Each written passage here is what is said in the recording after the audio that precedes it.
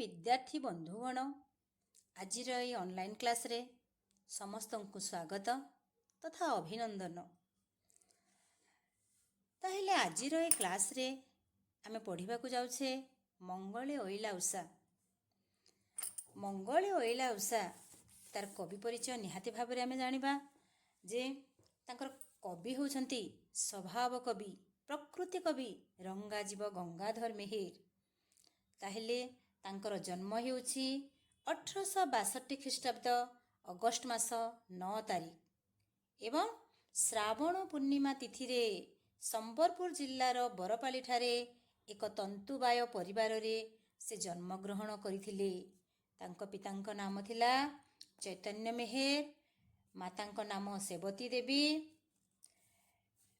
से केवल पंचम श्रेणी परीक्षा रे उत्तीर्ण होइथिले एवं यह थिला तांकर सर्वोच्च शिक्षागत योग्यता। किंतु साहित्य आस्वादन करिबारे साहित्य सहित तांकर जो निबिड़ संपर्क थिला ताहा तांको बांधी रखि पारि नथिला। से बहुत आगो को जाइथिले एवं से जहा सबु लिखि जाइछंती काव्य कविता ताहा प्रकृति रे आमर ओडिसार शब्द आमर ओडिसार साहित्य कोश को समृद्धशाली करिछि। एवं तांकर लेखा गुड़ाक रही तपस्विनी, प्रणय बल्लरी, किचक बध, इंदुमती, पद्मिनी, अयोध्या दृश्य, उत्कल लक्ष्मी इत्यादि। ता सहित क्षुद्र गीतिगुड़िक संकलित हेउछि यथा कृषक संगीत, कवितामाला, कविता कल्लोल, अर्घ्यथाली। ताहले ए जो सबु सारसत्व सृष्टि से लिखि जाइछंती ताहा हेउछि आमर उत्कलर साहित्य ग्रंथाघरे रे एक अमूल्य सृष्टि। एवं जहा सबु से लिखि जाइछंती ताहा सबु से कौन ना आमर पौराणिक किंबदंती पुराण महाभारत रामायण आदि को से उपजीव्य करी से सब लिखि जाइछंती। एवं तांकर पुरातन रे जो नूतनता आनिबा नूतनत्व खोजिबा गंगाधरंकर कवि चातुरीर अनन्य। संस्कृत साहित्यर काव्य नाटक अवलंबन रे ओडिया काव्यमान रचना करी से तांकर मौलिकता को प्रकाश करिछंती। एवं सबुठारु बेसी तांकर जदि अवदान रहिछि ताहले तांको कोन से प्रकृति कवि कहाजे। काहेकि ना प्रकृतिर जीवंत सत्ता को रूपायित करिछंती गंगाधर मेहेर। ताहले आलोच्य पद्य मंगले ओइला उषा एहा तांकर तपस्विनी काव्यरु संगृहीत। तपस्विनी काव्यर चतुर्थ सर्गरु संगृहीत। ताहले तार विषय वस्तु कौन केउ आधार रे ताहा रचना करा जाइछि जे वाल्मीकि आश्रम रे रहुतबा निर्वासिता सीतांकु प्रकृति स्वागत करिछि। जेतेबेले श्री रामचंद्र प्रभु श्री रामचंद्र को द्वारा माता सीता निर्वासित होइछंती एवं से वाल्मीकि आश्रम रे तांकर कालजापन करुछंती।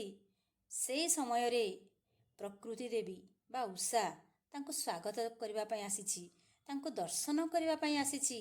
से जो कथा को से तांकर साहित्य चातुरी माध्यम रे गोटे नूतन जीवंत स्पर्श प्रदान करिछंती। एवं से जो प्रकृति से जो मानव चरित्र प्रदान करिछंती से गोटे नारी चरित्र ताकू प्रदान करिछंती। एवं प्रकृति रे समाहित हेउतबा विभिन्न अवस्था विभिन्न से समय रे जो प्रकृति अछि ताकू से गोटे नारी भाव रे से वर्णना करिछंती। एवं तांकर साहित्य बा गंगाधर साहित्य रे साहित्याकृति रे अंत प्रकृति सहित बहि प्रकृति यथार्थ समन्वय देखिबाकू मिले। एवं प्रकृति वर्णना रे तांकर स्वकीय परिकल्पना तांकू स्वभाव कविर आख्या प्रदान करिछि। आलोच्य हेउछि स्वभाव कविंकर सर्वश्रेष्ठ कृति। इथिरे कौन से आलोचना करिछंती जे रामचंद्रंक द्वारा निर्वासित सीतांकर वाल्मीकि आश्रम रे कालजापन वर्णित एवं କବି ରାମାୟଣର ଉତ୍ତରାକାଣ୍ଡ ଅନୁସରଣ କରି ଏହା ରଚନା କରିଛନ୍ତି। ଆଲୋଚ୍ୟ କବିତା ମଙ୍ଗଳେ ଅଇଲା ଉଷା ତାର ଯେଉଁ ବର୍ଣ୍ଣନା ଶୈଳୀ ଓ ନୈସର୍ଗିକ ପ୍ରକୃତିର ଶୋଭା ବର୍ଣ୍ଣନା ମଧ୍ୟ ତାଙ୍କ ଅନ୍ୟାନ୍ୟ କାବ୍ୟ ଭଳି ଅତି ଉଚ୍ଚକୋଟୀର। ଏଥିରେ ବର୍ଣ୍ଣିତ ପ୍ରକୃତି ଚରିତ୍ରଭୂତ ସୁମଧୁର ତଥା ସୁଲଳିତ ଭାଷା କାବ୍ୟଟିର ମର୍ଯ୍ୟାଦା ବୃଦ୍ଧି କରିବାରେ ସହାୟକ ହୋଇଛି। ତାହେଲେ ଏହା ରାଗ ହେଉଛି ଚୋଖୀ ରାଗ। ମଙ୍ଗଳେ ଅଇଲା ଉଷା ବିକଚ ରାଜୀବ ଦୃଶା ଜାନକୀ ଦର୍ଶନ ତୃଷା ହୃଦୟେ ବହି କର ପଲ୍ଲବେ ନିହାର ମୁକ୍ତାଧରି ଉପହାର ସତୀଙ୍କ ବାସ ବାହାର ପ୍ରାଙ୍ଗଣେ ରହି କଳ କଣ୍ଠ କଣ୍ଠେ କହିଲା ଦରଶନ ଦିଅ ସତୀ ରାତି ପାଇଲା। ଅର୍ଥାତ୍ ମଙ୍ଗଳେର ଅର୍ଥ ହେଉଛି ମାହିନ୍ଦ୍ର ବେଳାରେ। ମଙ୍ଗଳେର ଅର୍ଥ ହେଉଛି ମାହେନ୍ଦ୍ର ବେଳାରେ। ଅଇଲାର ଅର୍ଥ ହେଲା ଆସିଲା। କିଏ ଆସୁଛି? ଉଷା ଆସୁଛି। ଉଷା କହିଲେ ଆମର ସୂର୍ଯ୍ୟ ବା ଯେତେବେଳେ ଆମର ସୂର୍ଯ୍ୟ ଉଦୟ ହୁଏ ବ୍ରାହ୍ମ ମୁହୂର୍ତ୍ତ, ଏଠାରେ ବ୍ରାହ୍ମ ମୁହୂର୍ତ୍ତକୁ ଉଷା ବୋଲି କୁହାଯାଇଛି। ବିକଚ ଶବ୍ଦର ଅର୍ଥ ହେଉଛି ପ୍ରସ୍ଫୁଟିତ ହେବା। ରାଜୀବ ହେଉଛି କ'ଣ ନା ପଦ୍ମର ଗୋଟେ ପ୍ରତିଶବ୍ଦ। ପଙ୍କଜ ରାଜୀବ। ଦୃଶା କହିଲେ ସଦୃଶ ବା ଏଠାରେ ଆଖି କୁହାଯିବ। ବିକଚ ରାଜୀବ ଦୃଶା। ମଙ୍ଗଳେ ଅଇଲା ଉଷା ବିକଚ ରାଜୀବ ଦୃଶା। ମଙ୍ଗଳେର ଅର୍ଥ ହେଉଛି ମାହେନ୍ଦ୍ର ବେଳାରେ ବା ମଙ୍ଗଳମୟ ସମୟରେ। ଅଇଲାର ଅର୍ଥ ହେଉଛି ଆସିଲା। ଉଷା ବ୍ରାହ୍ମ ମୁହୂର୍ତ୍ତକୁ ଏଠାରେ ଉଷା ବୋଲି ସମ୍ବୋଧନ କରାଯାଇଛି। ବିକଚ ହେଲା ପ୍ରସ୍ଫୁଟିତ ହେବା, ବିକଶିତ ହେବା। ତାହେଲେ କ'ଣ ବିକଶିତ ହେଉଛି ଯେତେବେଳେ ମଙ୍ଗଳ ମୁହୂର୍ତ୍ତରେ ଉଷା ଆସୁଛି? ନା ରାଜୀବ ଶବ୍ଦର ଅର୍ଥ ହେଲା ପଦ୍ମ ଫୁଲ କ'ଣ ହେଉଛି ନା ପ୍ରସ୍ଫୁଟିତ ହେଉଛି।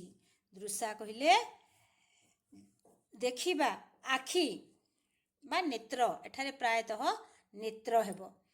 ଏବଂ ଜାନକୀ ଦର୍ଶନ ତୃଷା ହୃଦୟେ ବହି। ଜାନକୀ ଜନକ ନନ୍ଦିନୀ। କିଏ ଜନକ ନନ୍ଦିନୀ? ନା ମାତା ସୀତା, ଜନକଙ୍କ ଝିଅ, ତେଣୁ ତାଙ୍କ ନାମ ହେଲା ଜାନକୀ। ତାହେଲେ ଜାନକୀ ବା ମାତା ସୀତାଙ୍କର ଦର୍ଶନ କରିବାର ତୃଷା ବା ଇଚ୍ଛାକୁ ହୃଦୟରେ ବହି କହିଲେ ବହନ କରି କିଏ ଆସିଛି? ନା ଉଷା ଆସିଛି। କର ପଲ୍ଲବେ ନିହାର ମୁକ୍ତା ଧରି ଉପହାର। କର କହିଲେ ତମର ହାତ। କର କହିଲେ ଆଉ କ'ଣ? କର କହିଲେ ତମର ଖଜଣା ହେଲା। ଆଉ କର କହିଲେ ଆଉ କ'ଣ? କିରଣ ଏବଂ ହାତୀ ଶୁଣ୍ଡକୁ ମଧ୍ୟ କର କୁହାଯାଏ।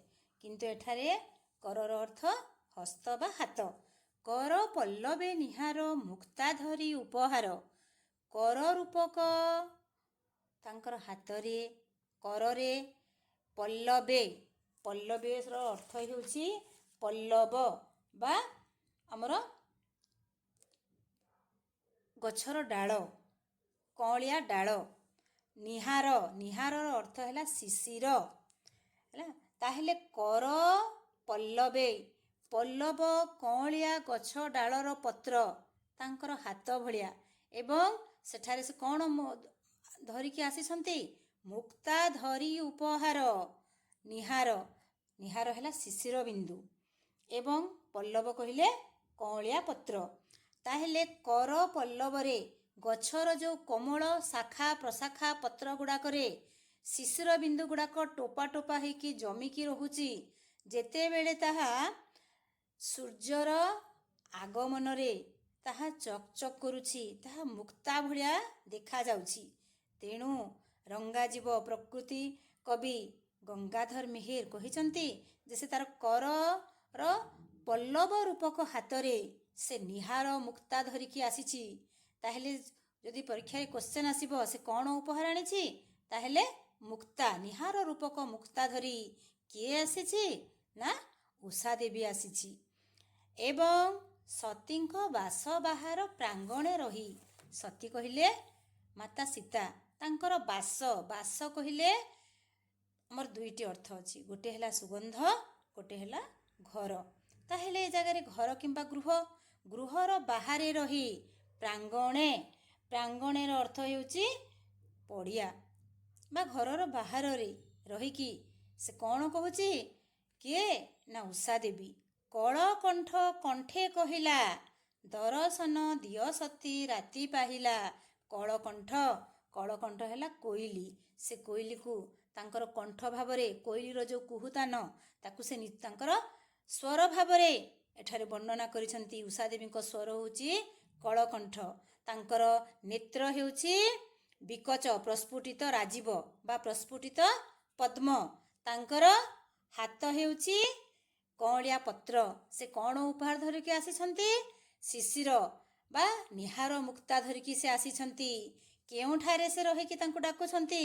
ସତୀଙ୍କର ବାସ ବାହାରରେ ପ୍ରାଙ୍ଗଣରେ ବା ତାଙ୍କର ଅଗଣାରେ ରହିକି ସେ ଡାକୁଛନ୍ତି। କୋଉ ଭାବରେ ସେ ଡାକୁଛନ୍ତି? କଳକଣ୍ଠ କଣ୍ଠେ କହିଲା। କଳକଣ୍ଠ କହିଲେ କୋଇଲି। କୋଇଲିର ସେ କଣ୍ଠରେ କ'ଣ କହୁଛି? ଦରଶନ ଦିଅ ସତୀ ରାତି ପାହିଲା। ଯେ ହେ ସତୀ ଶିରୋମଣି, କ'ଣ ମୋତେ ଦର୍ଶନ ଦିଅ, ରାତି ପାହିଲା, ସକାଳ ହେଲା।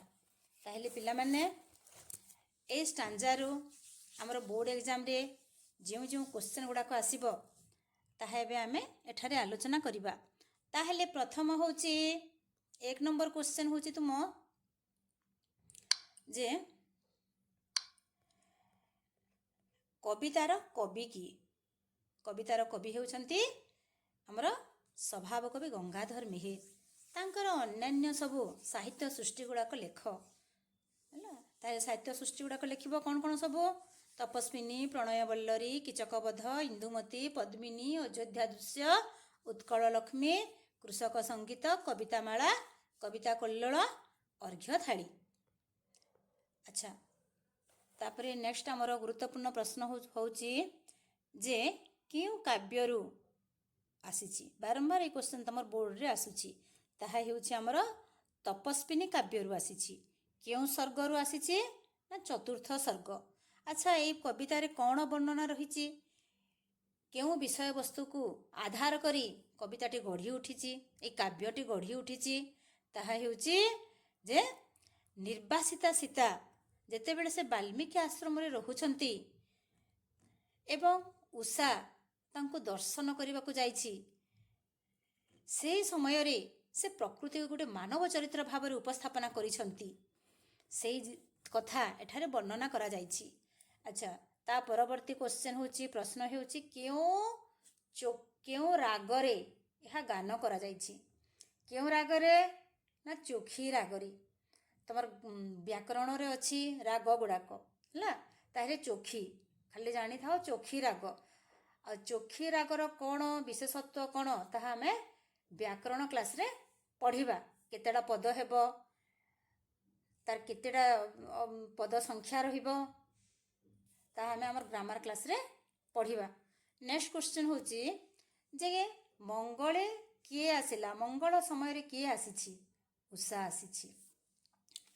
ଏବଂ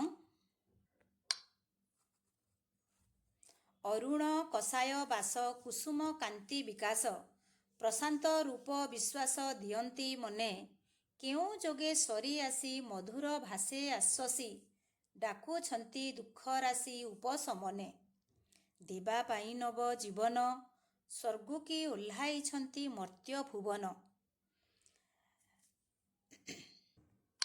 ଅରୁଣ କଷାୟ ବାସ, ଲାଲ ରଙ୍ଗର ପାଟ ବସ୍ତ୍ର। ବାସ କହିଲେ ବସ୍ତ୍ର, ଅରୁଣ କହିଲେ ଲାଲ ରଙ୍ଗର ପାଟ ବସ୍ତ୍ର। କୁସୁମ କହିଲେ ଫୁଲ। କାନ୍ତି ତାର ସୌନ୍ଦର୍ଯ୍ୟ, ଶୋଭା। ବିକାଶ ବିକଶିତ କରି। ପ୍ରଶାନ୍ତ ରୂପ ବିଶ୍ୱାସ ଦିଅନ୍ତି ମନେ, ପ୍ରଶାନ୍ତ ରୂପ ଶାନ୍ତ, ଏବଂ ବିଶ୍ୱାସ ମାନେ ଆତ୍ମବିଶ୍ୱାସ। ଅର୍ଥ କ'ଣ? ନା ଯେତେବେଳେ ସୂର୍ଯ୍ୟ ଅରୁଣ ତାଙ୍କର କୋମଳ ଆଲୋକ ବା ତାଙ୍କର ଲାଲ ରଙ୍ଗର ସେ ପାଟ ବସ୍ତ୍ର ପିନ୍ଧିଥାନ୍ତି, ଅର୍ଥାତ୍ ଯେତେବେଳେ ଆମେ ବାଳ ଅରୁଣକୁ ଆମେ ଦେଖିବା ସେତେବେଳେ ତାର ରଙ୍ଗ ଲାଲ ରଙ୍ଗର ଥାଏ। ତେଣୁ କୁହାଯାଉଛି ସେତେବେଳେ ପ୍ରକୃତି ରାଣୀ ଲାଲ ରଙ୍ଗର ପାଟ ବସ୍ତ୍ର ପରିଧାନ କରିଛି ଏବଂ ଯେତେବେଳେ ସେ ଆସୁଛି ବା ଯେତେବେଳେ ସେ ପୃଥିବୀକୁ ଆସୁଛି ସେହି ସମୟରେ କୁସୁମ କାନ୍ତି ବିକାଶ, କୁସୁମ କହିଲେ ଫୁଲ, ଫୁଲର ପ୍ରତିଶବ୍ଦ, ପୁଷ୍ପ ତାଙ୍କର ଶୋଭାରେ ବିକାଶ ଲାଭ କରୁଛି ଏବଂ ସେହି ସମୟଟା ପ୍ରଶାନ୍ତ ମନରେ ଶାନ୍ତ ଭାବନା ଆଣେ ଏବଂ ମନକୁ ଆତ୍ମବିଶ୍ୱାସରେ ଭରିଦିଏ। ତାହେଲେ ସେ ଉଷା ସମୟର ତାଙ୍କର ମହତ୍ଵ ବର୍ଣ୍ଣନା କରିଛନ୍ତି। କେଉଁ ଯୋଗେଶ୍ୱରୀ ଆସି ମଧୁର ଭାଷେ ଆଶ୍ୱାସୀ, ଡାକୁଛନ୍ତି ଦୁଃଖ ରାଶି ଉପଶମନେ। ଯୋଗେଶ୍ୱରୀ, ଯୋଗେଶ୍ୱରୀ କାହାକୁ କୁହାଯାଇଛି? ଯୋଗେଶ୍ୱରୀ କୁହାଯାଇଛି ସେ ଉଷା ଦେବୀକୁ, ସେଇ ବ୍ରାହ୍ମ ମୁହୂର୍ତ୍ତକୁ, ସେହି ପ୍ରାତଃ ବେଳାକୁ ସେ ଆସିଛି। ମଧୁର ଭାଷେ ଆଶ୍ୱାସୀ, ଆଶ୍ୱାସନା ଦଉଛି। ମଧୁର ଭାଷେ, ଭାଷେ କହିଲେ ଭାଷାରେ, ତାହେଲେ ମଧୁର ଭାଷାରେ ସେ ଆଶ୍ୱାସନା ଦଉଛି। କ'ଣ ଆଶ୍ୱାସନା ଦଉଛି? ଡାକୁଛନ୍ତି ଦୁଃଖ ରାଶି ଉପଶମନେ। ସେ ଡାକୁଛନ୍ତି, କାହିଁକି ଡାକୁଛନ୍ତି? କିଏ ଡାକୁଛନ୍ତି?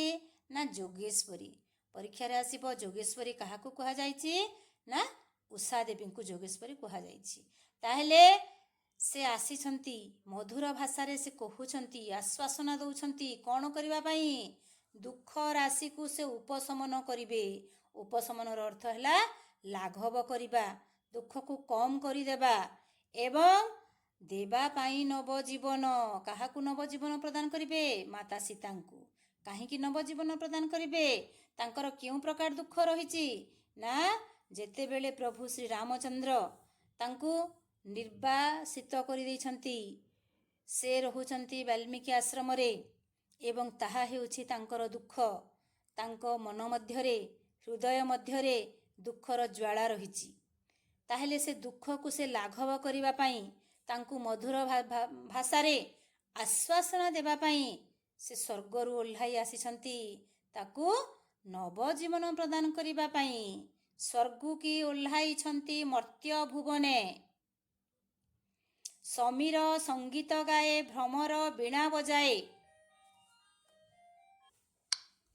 ସମୀର ସଙ୍ଗୀତ ଗାଏ ଭ୍ରମର ବୀଣା ବଜାଏ।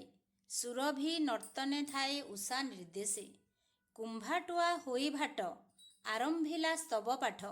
କଳିଙ୍ଗ ଅଇଲା ପାଟ ମାଗଧ ବେଶେ। ଲଳିତ ମଧୁର ସ୍ୱରେ କହିଲା, ଉଠ ସତୀ ରାଜ୍ୟରାଣୀ ରାତି ପାହିଲା।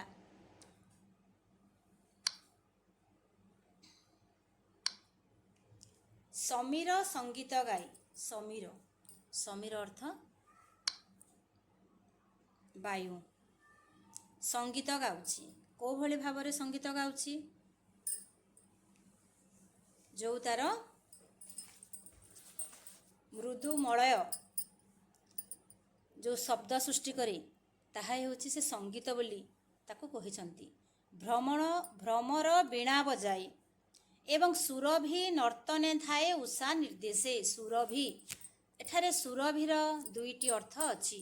ସୁରଭି ହେଲା ସୁଗନ୍ଧ, ଆଉ ଗୋଟିଏ ଅର୍ଥ ହେଉଛି ଆମର ମୃଗ ଶାବକ, ହରିଣ ଶାବକ।